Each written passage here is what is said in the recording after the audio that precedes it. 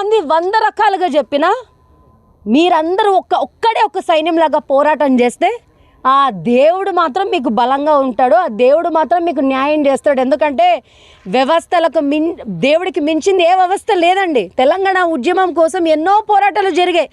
ఎప్పుడు వస్తుందిలే తెలంగాణ, ఎప్పుడు ఇస్తారులే తెలంగాణ, వచ్చింది తెలంగాణ గడ్డ వచ్చింది. కానీ తెలంగాణ గడ్డ మీద పనిచేస్తున్న తెలంగాణ ఉద్యమకారులకు మాత్రం ఇంకా స్వతంత్రం రాలేదు.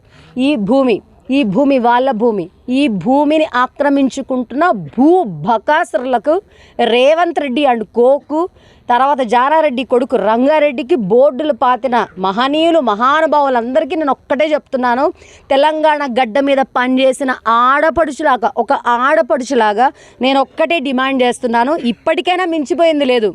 కోట్లల్లో ఉండనివ్వండి, కోట్లల్లో నలగనివ్వండి.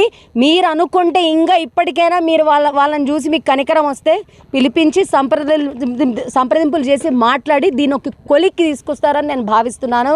ముఖ్యమంత్రి రేవంత్ రెడ్డి గారికి నేను ఒక్కటే చెప్తున్నా, తెలంగాణ ఆడబిడ్డగా భాగ్యనగర్ టీఎన్జిఓ హౌసింగ్ సొసైటీ సభ్యులకు న్యాయం చేయాల్సిన బాధ్యతగా తెలంగాణ స్టేట్ ఫస్ట్ సిటిజన్గా మీకుంది. అది ఢిల్లీ నుంచి గల్లీకి వచ్చి నేను గుర్తు చేయడం చాలా దురదృష్టకరం. రేవంత్ రెడ్డి అంటే ఒక్కటే డిమాండ్ చేస్తున్నా, ఈ బిడ్డలందరికీ నా తల్లిదండ్రులు లాంటి వాళ్ళు వీళ్ళందరికీ కూడా న్యాయం జరగాలని, ఆ హనుమాన్ ఆశీర్వాదంతో ఇది ఒక కొలిక్కి రావాలని మా మీడియా ప్రజలందరూ కూడా ఇప్పుడు మీడియా హనుమాన్లందరూ ఇక్కడికి వచ్చారు.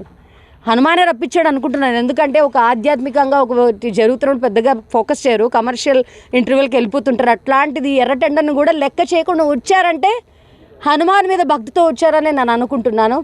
ఈ పోరాటంలో నిజంగా మీకు న్యాయం ఉందని అనిపిస్తేనే వచ్చారనుకుంటున్నాను. సో ఇప్పటికైనా వీళ్ళ గోడు విని వీళ్ళకు ఒక న్యాయం జరగాలని ప్రభుత్వ పెద్దలు దిగొచ్చి వీళ్ళతో సంప్రదింపులు జరిపించి వీళ్ళ ల్యాండ్లు వీళ్ళకి ఇప్పించాలని నేను కోరుకుంటున్నాను.